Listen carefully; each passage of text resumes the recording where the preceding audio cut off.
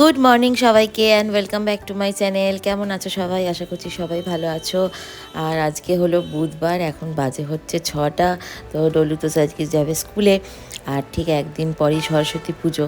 তো আজকে দিনটা কিভাবে কাটাচ্ছি, কেমন যাবে আজকে দিনটা কিচ্ছু জানি না। কারণ তোমাদেরকে সোমবারে ভিডিওতে বলেছিলাম যে আমার ল্যাপটার শরীরটা ভালো নেই। তো ওর তো রিপোর্ট চলে এসেছে, রিপোর্ট মোটামুটি ঠিকই আছে। তো দেখাই যাক, এখন ওষুধ চলছে, তো সবটাই তোমাদের সাথে শেয়ার করব। তো এখন আমি ঘুম থেকে উঠে পড়েছি, আর ডোরির জন্য এখন বানাচ্ছি হচ্ছে পাস্তা। ও আজকে পাস্তা নিয়ে যাবে, আর ও পাস্তা নিয়ে যাওয়ার ধরনটা দেখো, জাস্ট বয়েল করে একটু ওপর থেকে মশলা হলেই ওর পাস্তা খাওয়া কমপ্লিট। তো যাই হোক, আজকে সেরকম সকাল থেকে কিছুই সেরকম ভিডিও করতে পারিনি, কারণ ডলু স্কুলে চলে গেল, তারপরে আমরা চা খেলাম, এখনও বাজার যায়নি। আর এই দেখো, এখন ডোনাকে একটু ওর আবার মানে শরীরটা তো খারাপ ছিলই, তার মধ্যে আবার ওর পিরিয়ডটাও স্টার্ট হয়েছে। ওর প্রত্যেক বছর এই টাইমেই হয়, ছোটোবেলায় তো দুবার করে হয়, আর এখন যেহেতু ওর একটু একটু করে বয়সটা বাড়ছে, তো 10+, ওর এখন বছরে এই প্রত্যেকটা বছরেই এরকম এই সময়টাই ওর হয়। তো এইবারও হয়েছে, আর ডক্টর তো মানে বেশ কিছু মেডিসিন দিয়েছে। ওর কিডনিটা তো অলরেডি গত বছর ওই পায়োমেট্রার জন্য ড্যামেজ হয়েছিল, তো সেটা আবার মানে পায়োমেট্রা হয়নি এই বছরে, কিন্তু কিডনিটা একটু হালকা এফেক্ট হয়েছে।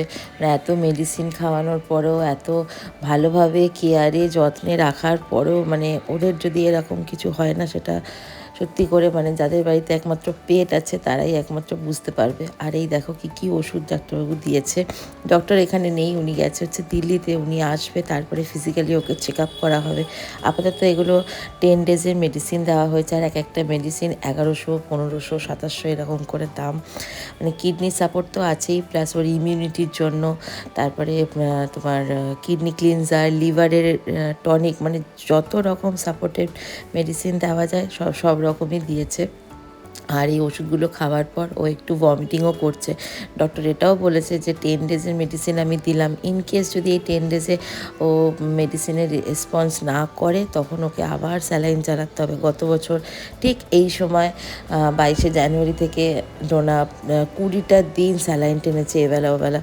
জানি না এবছরে কী হবে, তোমরা সবাই প্রার্থনা করো যেন ডোনা খুব তাড়াতাড়ি সুস্থ হয়ে যায়। মানে এতগুলো ওষুধ ওর এখন চলছে, মানে খাবার তো একদমই খাচ্ছে না, যেটুকু হ্যান্ড ফিড করছি সেটুকু খাচ্ছে, বাদ বাকি যেই ওষুধটা খেয়ে ও একটু জল খাচ্ছে, সঙ্গে সঙ্গে সেটাকে বমিট করে বার করে দিচ্ছে। জানি না কি হবে, মানে বয়স বাড়লে যে এতটা কষ্ট ওদেরকে পেতে হয়, মানে ভগবান সব কষ্ট আমাদেরকে দিয়ে দিক, আমরা সহ্য করে নেবো, কিন্তু এই অবলাগুলোকে এত কষ্ট দেয় কেন, মানে আমি সত্যিই বুঝি না। এত ভালোভাবে এত কেয়ারে রাখার পরও যদি এরকম সাফার করতে হয়, মানে বাড়ির লোকের যে কী অবস্থা হয় সে একমাত্র আমিই জানি। তো যাই হোক, এইগুলো দেখালাম। আর এখন তো মানে 2-3 দিন আমি ইটিং শো করছি না, বেশ কিছু ইটিং শো আমি আগে করে রেখেছিলাম স্টকে, তো সেই জন্যই। আর তার মধ্যে আজকে দেখো, সকালবেলায় টলু আর সৌরভ স্কুলে যাচ্ছিলো, তো ওরা যেরকম 6:40 বেরোয় যাচ্ছিলো, তো ঠিক স্কুলে ঢোকার কিছুটা আগে থেকেই সৌরভ যাচ্ছে, তখন একটা সাইকেল এসে ওর একদম পুরো চাকার পাশ দিয়ে চলে যায়, আর সৌরভ আর টলু ইনস্ট্যান্ট পড়ে যায় গাড়ি থেকে, স্কুটি সমেত। ভাগ্যিস ভালো যে মাথাটা কিছু হয়নি মেয়েটার। মানে সকাল থেকে যে কি যাচ্ছে, আর এই 2 দিন ধরে যে কি যাচ্ছে না, আমি কি বলবো তোমাদেরকে। ওই মানে এই একটাই কারণে আমি এখন বেরোলাম হচ্ছে ডলুকে নিয়ে স্কুলে আনতে, কারণ আমার মনটা এত ছটফট করছে যে মেয়েটা ঠিক আছে তো। ও বলেছে যে বাবা আমার কিছু হয়নি, বাবা আমার লাগেনি, কিন্তু এই গলি থেকে যখন হুট করে সাইকেলগুলো চলে আসে, কোনো বেল দেয় না, কিছু না, যতই স্কুটি নিজেরা সাবধানে চালাও না কেন, অপোনেন্ট যদি ঠিকঠাক মতো না ড্রাইভ করে, তাহলে পরে খুব মুশকিল হয়ে যায়। আর ঘটনাটা ঘটেছে ঠিক এই জায়গাটায়, এখন যে জায়গাটা থেকে ক্রস করছে ঠিক এই জায়গাটায়। যাই হোক, ওই জন্য এখন আমি যাচ্ছি হচ্ছে ডলুকে স্কুলে আনতে। আর এই দেখো, সরস্বতী পুজো উপলক্ষে ডলুদের স্কুলে কি সুন্দর প্যান্ডেল করেছে। গত বছর তো ওদের স্কুলে সেকেন্ড হয়েছিল ঠাকুরটা, মানে ভীষণ সুন্দর করেছিল, তো এই বছরও করেছে। অবভিয়াসলি ও তো আসবেই পুজোর দিন, প্লাস আমাদের বাড়িতেও ছোট্ট করে এবার পুজো করব, খুব বেশি বড় করব না, কারণ ওর ইনস্টিটিউটে পুজো আছে। তো যাই হোক, এখন ডলুকে বাড়িতে ড্রপ করে চলে এসেছি বাজারে, যেহেতু আমাদের গোটা সিদ্ধর ব্যাপারটা আছে, তো সেই জন্য এখানে দেখো সব রকম সবজি কিন্তু কিনে নিয়েছি। আর আজকে যেহেতু বুধবার, বুধবার। তো ডোরু এখন চলে এসেছে ক্লাসে। তোমাদেরকে আমি বললাম প্রথমেই যে আজকে বেশি কিছু শেয়ার করতে পারবো কি না জানি না, ভিডিওটা খুবই ছোটোর মধ্যে, কারণ ইটিং শো করার নেই, মানে পুরোটাই এখন ডোনাকে নিয়ে এত ব্যস্ত হয়ে যাচ্ছে। তার মধ্যে এই সময়টা আবার আমাদের ক্রেসে সব বাচ্চাগুলো বোর্ড করতে শুরু করে দিয়েছে, মানে কি যে করব, মানে পুরো মানে হ্যাপাজার্ট হয়ে যাচ্ছি। তো যাই হোক, এখন ডলুকে নিয়ে এখন ক্লাস করাচ্ছি, এরপরে ওকে নিয়ে যাব হচ্ছে বাড়ি, তারপরে ওর শাড়ি কিনবো, তারপরে আমরা যাব মানে ওদের এই ডান্স ক্লাসে যে পুজোটা হবে সেখানে আমি আর ওর ডান্স টিচার যাব হচ্ছে রাতেবেলায় ঠাকুর আনতে যাব, সরি কিনতে তো বলতে নেই, ঠাকুরকে আনতে যাব। তো সেটাও তোমাদের সাথে শেয়ার করব। তো চলো এখন ক্লাস করে নিক, তারপরে ও শাড়িটাটি কিনে নিয়ে বাড়ি যাব।